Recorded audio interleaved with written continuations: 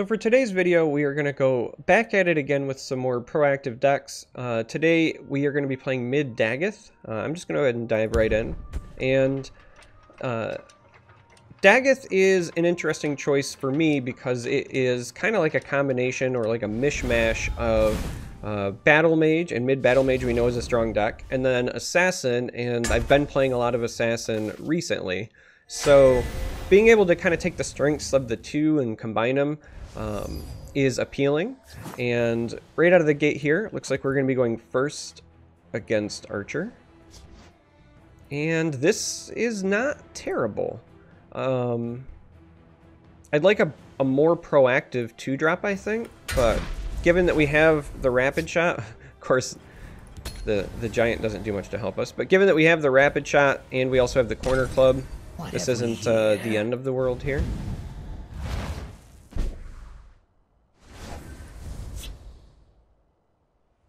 And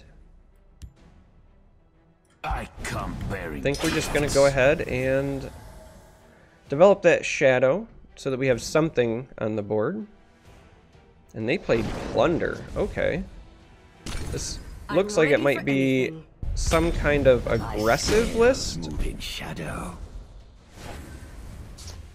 I'd be lying if I didn't say that the Plunder didn't intrigue me. Gonna go ahead and just make this trade, and we're gonna develop this. Now, for discard reasons, Battle Mace is great. I like the utility of the spinner, so it really comes down to, do we want Rapid Shot that cycles or a Vigilant Giant? We're kind of set for the next couple of turns, plus we're hopefully gonna get to draw some more here, so I think we just let the Rapid Shot go.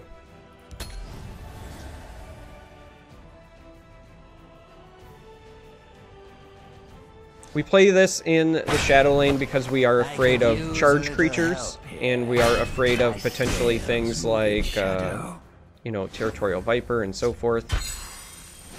The Queen is a welcome addition to our hand. And may very well be what we're developing this turn. If they didn't have an answer for this, they probably don't have an answer for the Queen.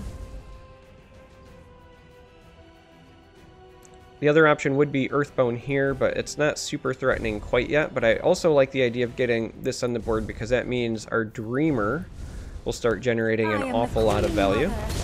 And if this hits, the Drain will offset potential damage that we have taken, so.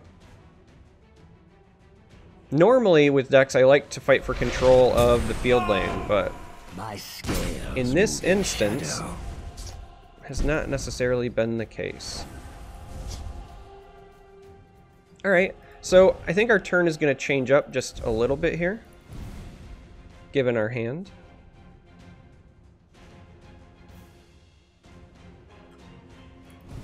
I rather like the idea of now using this Battle Mace for trading purposes.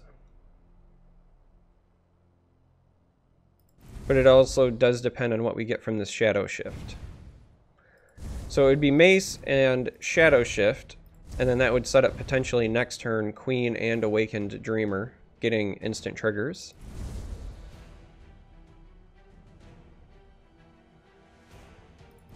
Yeah, let's go ahead and see what we get from the shift, and then we'll go from there. Actually, we don't have to, I like saving the reach from the Mace. I know that I just said we were going to do one thing, but I think I've talked myself into another. I also really like Earthboning this and then trading. Simply because that's another body on the board instead of all on one creature like the Mace would be. It also means that the Stolen Pants are not going to run over here. The forest will not so we actually are just going to go ahead, use this, take the trade. Queen plus Dreamer will still trigger the Dreamer. We don't need the power up from the Mace. It does however, immediately run us into a Giant from our opponent. So that is, you know, filled with sadness. But I don't think it's enough to push us off our game plan, so. We see you waking. I am the Queen Mother. I'm gonna go ahead and do that. Again, hopefully, The idea being that our Queen Baron Zia will allow us to get health back. Shall we put in a dishonest day's work?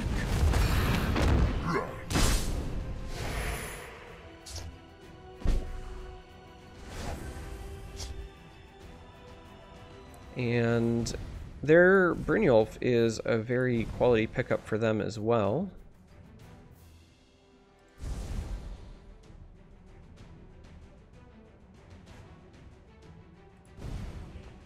I feel like the mace on a queen is our best path here.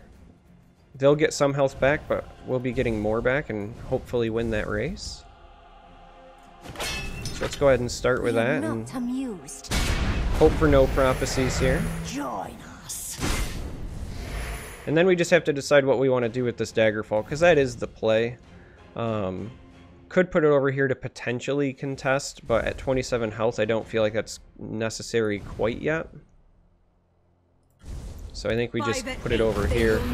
Again, we're hoping for no removal. At 7, we are concerned potentially with Belligerent Giant, for example. That'd be a pretty big tempo play for our opponent.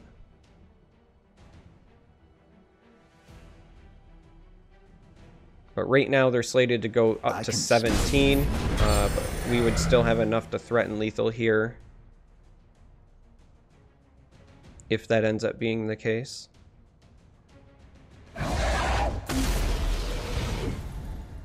Alright. So we do have lethal. In a number of different ways, actually. The Encano also would have been lethal, but the easiest way is the one which allows us to skip runes. So we're going to go ahead and do that, and then we're going to play a Quartermaster to get our dagger, and then we can just not worry about runes and push our way to victory.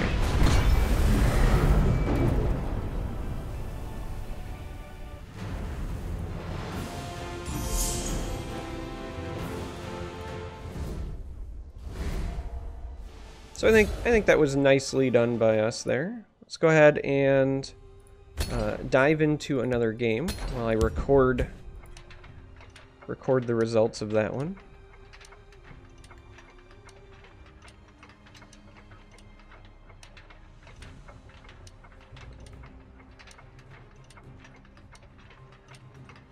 When I was trying to put this list together, I will say it was difficult to decide on exactly what I wanted to put in, because there's so much that I like in these classes. Like, I'm a big fan of the Goblin Skulk Curse package, for example, but you'll notice I'm not running that.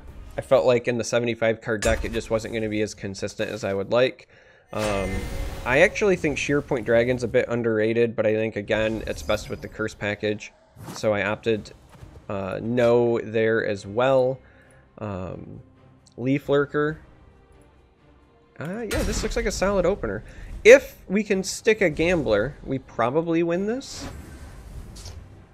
But the downside is, with them having the ring, they will have access to a lot of different ways to deal with it. Negation, Reverberating Strike, ring into Lightning Bolt will be an issue there as well.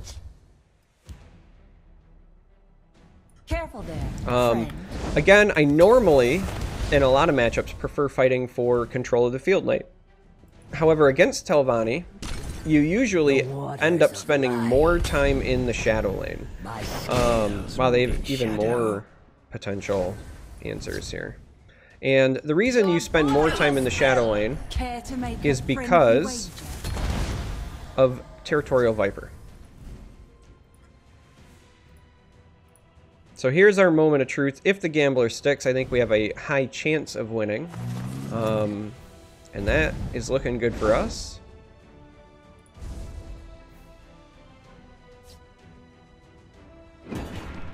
My scales move in shadow.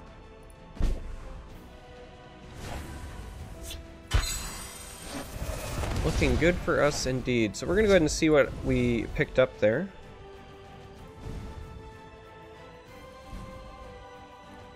Now, this is going to attack either way. We have our decision to make now, which is, do we want to sacrifice this for 4 damage? And what I mean by that is, we could Earthbone Spinner this and then attack it thus saving our 2-1 potentially. But the downside to that play is that we don't obviously do the 4 damage, and we are kind of on the clock. Now there is a hidden downside as well though, which is if they're digging for combo pieces with the ring and 5 magicka next turn, if we kill this for them, they could just turn around and play Necromancer and dig further into their deck, and I don't think that we want to do that for them.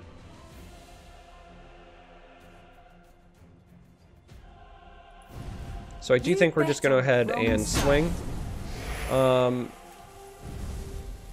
Now we have another tough decision. We could play the Ash Berserker, but we have no guarantee that we're going to get to draw a card from it. But I think that we still want the thing that attacks the most, right? This attacks for 4. So I think we go ahead and we develop the Berserker here. We could play one of the Earthbones, but essentially you're paying 4 for a 3/2 at that point, which feels really bad. Shadow. And our Earthbone woes continue. We can kill one of these, but then they can double trade in, so we also want to move something around. So we're actually just going to go ahead and ship this over.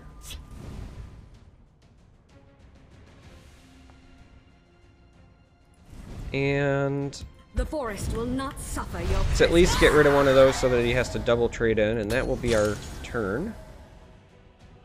Again, kind of hoping that he doesn't have enough to get rid of that Ash Berserker.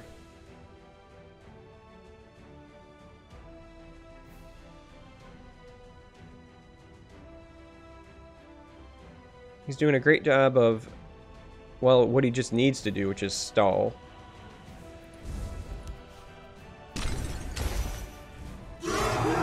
Alright, so there's the Uprising. It's going to let him dig for more combo pieces. It's going to let him shackle yet another creature. Probably shackling here, and then I would imagine a double trade here just to pull the damage off the board.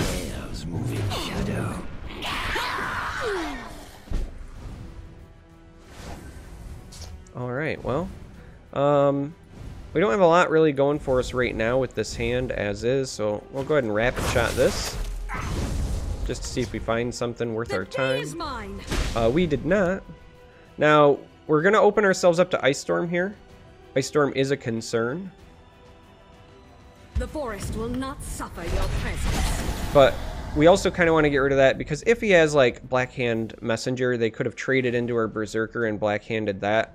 They can still remove one of our Earthbones with a Blackhand. I mean, at 7 Magicka and that many cards, there's a number of things they can do here, but... Alright. Just outright says, I don't want you drawing cards. The day is mine! Uh-oh. That is yet another Harpy. So, because we want power on the board, yeah, it sucks that he's ramping. But we've got a lot of reach in our hand over the next couple of turns. We're going to go ahead and do that. Because at 14, and us having Uncano and 2 Lightning Bolts, I think that this is a safe bounce. If he spends 5 of his 9 Magicka on replaying it, we're pretty okay with that.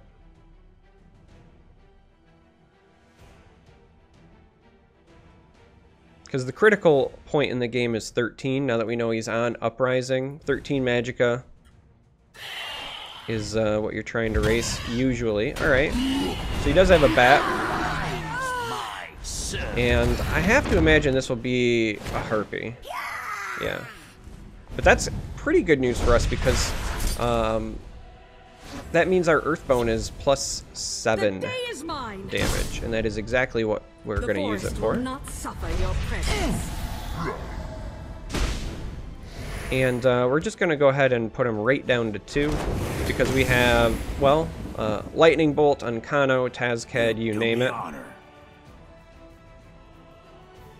So if he has the combo this turn, I mean, he earned it. 10 Magicka with not a lot of combo pieces on the board. If he has a way to gain a lot of life, that obviously is a problem for us as well. We have as much as 6 burst right now. Have to assume this will find a bat because they want the health. But that is still fine because of Tazcad. So we'll go ahead and say good game. An engaging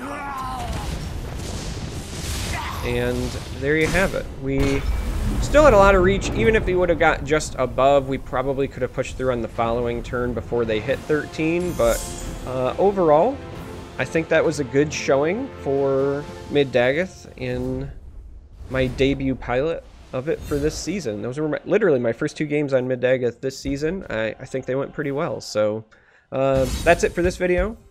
We'll see what we got here, but thanks for watching, and until next time, may you walk on warm sands.